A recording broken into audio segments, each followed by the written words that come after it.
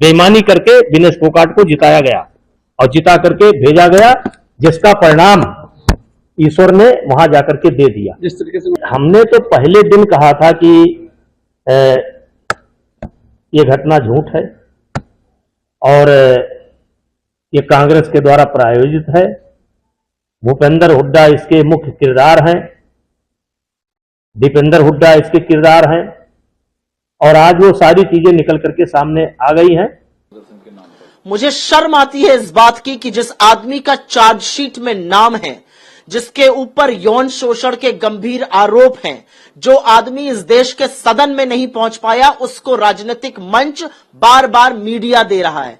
Chargesheet में उनका नाम है, विनेश फोगाट को वो अटैक कर रहे हैं। बाकी 6 लड़कियों ने पर भी तो आपके ऊपर यौन शोषण का आरोप लगाया है। क्या वो आरोप चला गया है? किसको नहीं याद है कि आपके खिलाफ तो कोई कार्रवाई नहीं कर रही थी मोदी सरकार? वो तो भला हो सुप्रीम कोर्ट का, दिल्ली पुलिस आपको बचाते हुए घूमती रही। और विनेश फोगाट ने बड़ी हिम्मत से, बड़ी शिद्दत से एक लड़ाई लड़ी थी, अपने हक की लड़ाई लड़ी थी। और उसके बाद उस लड़की को जिस तरह से जमीन पर घसीटा गया, बूटों तले रौंदा गया, और उसके बाद वो ओलंपिक जाती है और ऑलमोस्ट स्वर्ण पदक जीत कर, जिसकी वो हकदार थी, वो जीत जाती।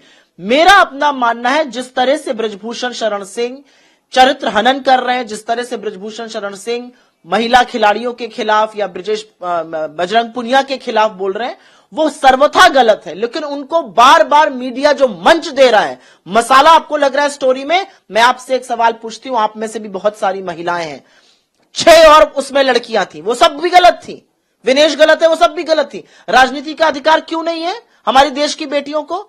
बबीता फोगाट को जब आप चुनाव लड़ाइए तो कोई राजनीति नहीं है, फिर आप टिकट काट के उनको दूध की मक्खी की तरह निकाल दीजिए। रविंद्र जडेजा आपको ज्वाइन करे, कोई राजनीति नहीं है। किस तरह की बातें करते हैं ये लोग? एक लड़की के साथ अन्याय हुआ, अन्याय के खिलाफ उसने आवाज उठाई, और आवाज ही नहीं उठाई, बहुत बड़ी लड़ाई पूरे सिस्टम से लड़ी, और उसके बाद उस लड़ाई को उसने जीता।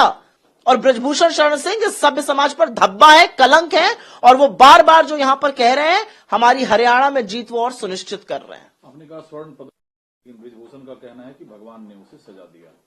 भगवान ने तो बृजभूषण को सजा दी। बृजभूषण सदन में नहीं है, विनेश फोगाट अभी जीतकर विधायक बनने वाली है। भगवान की सजा जो है ना, समय बड़ा बलवान है, और जब उसका डंडा चलता है तो बड़े जबरदस्त चलता है। आप बैठकर वहां पर बयानबाजी कर रहे हैं और विनेश फोगाट जो है वो विधायक बनेंगी। ये है समय की बलवान, ये है समय का न्याय, ये है ईश्वर का न्याय। ईश्वर का न्याय ये है कि जो 6 और लड़कियों ने आपके ऊपर शोषण का आरोप लगाया था, वो आरोप आज भी जीवित है, आज भी आप चार्जशीटेड हैं। और इस तरह की बातें एक सार्वजनिक जीवन में व्यक्ति को नहीं करनी चाहिए।